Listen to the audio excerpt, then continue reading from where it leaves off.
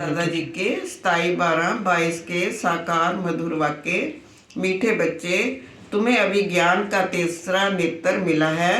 तुम जानते हो हर 5000 वर्ष बाद भोलानाथ बाप द्वारा हम ये ज्ञान सुनकर मनुष्य से देवता बनते हैं। मीठे बच्चे, तुम्हें अभी ज्ञान का तीसरा नेत्र मिला है। तुम जानते हो हर 5000 वर्ष बाद भोलानाथ बाप द्वारा हम ये ज्ञान सुनकर मनुष्य से देवता बनते हैं। बाबा प्रश्न करें, ज्ञान की धारणा ना होने का मुख्य कारण क्या है? उत्तर दे रहे बाबा, बुद्धि भटकती है, एक के साथ पूरा योग नहीं है, देही अभिमानी नहीं बने हैं, इसलिए धारणा नहीं होती। बाबा कहते बच्चे फैमिलियरिटी में नहीं आओ, एक दो के नाम रूप को मत याद करो, एक बाप दूसरा ना कोई। ये पाठ पक्का कर लो, दूसरों के पिछाड़ी ना पड़ो, बाप से राय लेते रहो, इससे तुम दुख से लिबरेट हो जाएंगे, धारणा भी अच्छी होगी।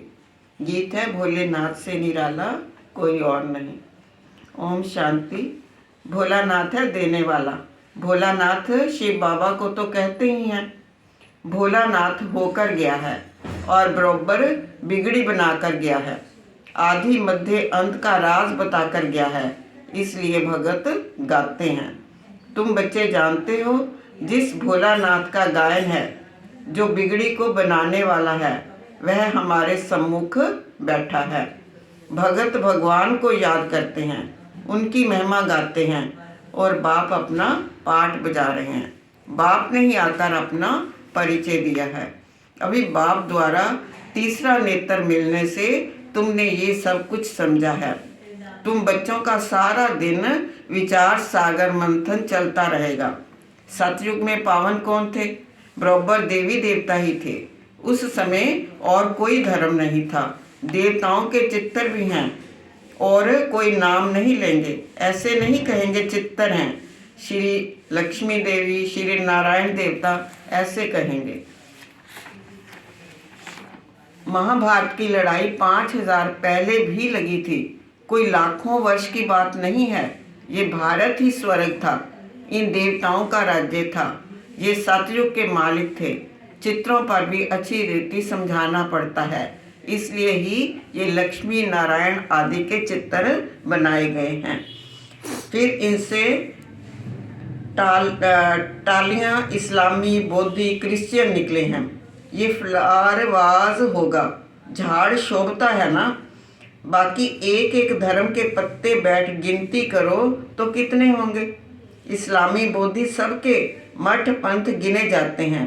शिव भोलानाथ ये ज्ञान सुनाते हैं, बाकी कोई डमरू आदि बजाने की बात नहीं है। बाबा कहते हैं कि ये ड्रामा में पहले से ही नूंद है, ये सब कुछ ड्रामा में पहले से ही नूंद है। ऐसे नहीं आत्मा निकल कर यहाँ आती है, वह मर जाती है, नहीं। बाप कहते हैं ये मनोकामना पूर्ण करने के लिए साक्षात्कार कराता हूँ। जो ड्रामा में नूंद है सो होता है, सेकंड पास हुआ ड्रामा में नूंद है। ये बेहद का नाटक है। बाप बिंदी है, बिंदी को भोलानाथ कहते हैं। कितना वंडर है। बाप कहते हैं यहाँ तो एक के साथ योग लगाना होता है, बाप के सिवाय दूसरा और कोई ना हो। क्यों? दूसरे के पीछे पड़े, फिर धारणा नहीं होती, फिर बुद्धि इधर उधर बढ़ती है। तो बाबा राय देते हैं कि माम एकम याद करो। धारणा के लिए मुख्य सार, बाप समान ज्ञान की शंख ध्वनि करनी है। सिर्फ पढ़ करके नहीं सुनाना है, धारणा करके फिर समझाना है। दूसरा पॉइंट बाबा दे रहे हैं, खान पीन की बहुत परहेज रखनी है। श्रीमत का पालन कर प्रवृत्ति में रहते हुए कैसे पवित्र रहते हैं, ये अनुभव दूसरों को भी सुनाना है। बाबा वरदान दे रहे हैं, साधन व सैल्वेशन के प्रभाव में आने की बजाय प्रकृति को दासी बनाने वाले विजयी भव। साधन व सैल्वेशन के प्रभाव में आने की बजाय प्रकृति को दासी बनाने वाले विजयी भव। कभी भी योगी पुरुष व पुरुषोत्तम आत्माएं प्रकृति के प्रभाव में नहीं आ सकती। आप ब्राह्मण आत्माएं, पुरुषोत्तम और योगी आत्माएं हो।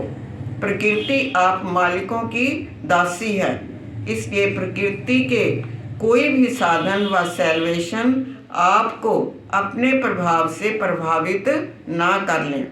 साधना का आधार ना हो, लेकिन साधना साधनों को आधार बनाए, तब कहेंगे प्रकृति जीत विजयी आत्मा। बाबा स्लोगन दे रहे हैं, एवर रेडी वह हैं जो हर घड़ी को अंतिम घड़ी समझकर चलते हैं। एवर रेडी वह हैं जो हर घड़ी को अंतिम घड़ी समझकर चलते हैं। ओम शांति।